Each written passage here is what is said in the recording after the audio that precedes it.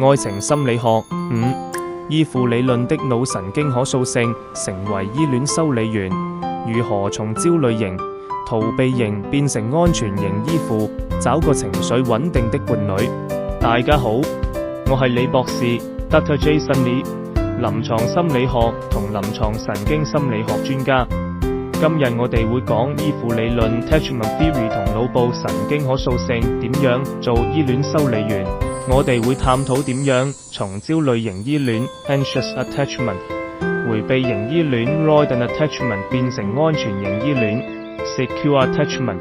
揾一個情緒穩定嘅伴侶係咪就夠呢？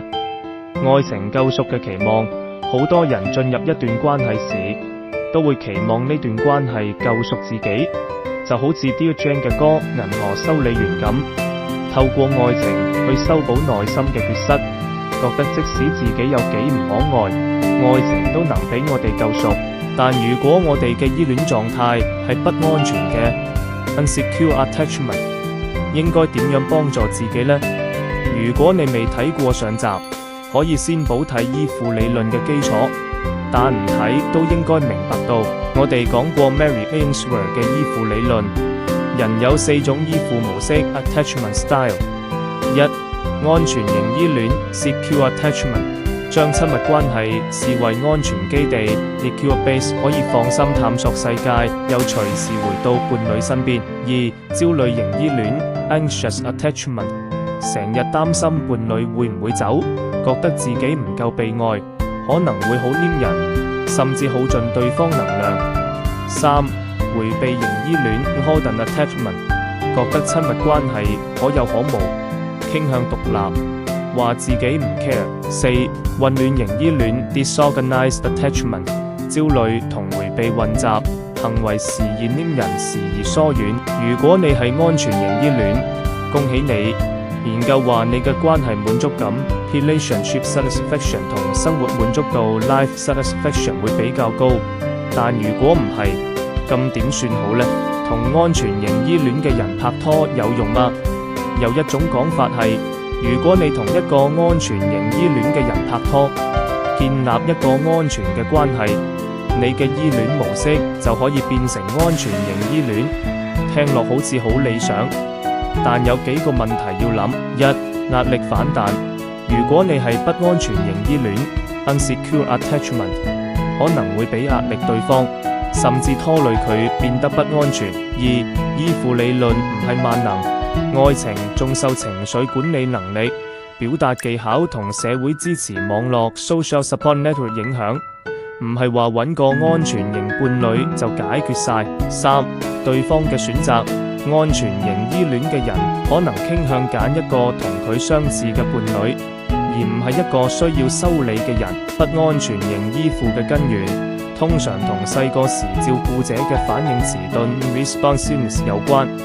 如果小朋友嘅需要冇及時回應，就難以內化 internalization 到我係值得被愛嘅信念。呢個內心嘅世界觀會影響你長大後點睇親密關係。投射同內化嘅作用喺關係中，投射 projection 同內化 internalization 好重要。投射，你將內心嘅不安，例如關係唔可靠，投射到伴侶身上，可能會用行為去驗證呢啲假設。內化，同安全型依戀嘅伴侶相處時，你可以吸收佢嘅穩定感，慢慢內化到我值得被愛。投射性認同 projective identification， 進階版投射，你唔單止投射不安，仲會令對方變成你預期嘅樣子。例如你覺得伴侶唔愛你，就會揾證據證明呢點，甚至影響對方嘅行為。點樣修補不安全型依附？要改變不安全型依附，關鍵係收回投射，認識自己嘅內心。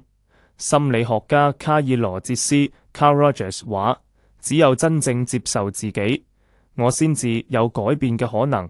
喺安全嘅關係或心理諮詢中，你可以反思自己嘅不安係咪源自內心而唔係對方嘅問題。改善溝通，負責任嘅表達，溝通時避免投射性語言，例如唔好話你令我好焦慮，改為我覺得好焦慮。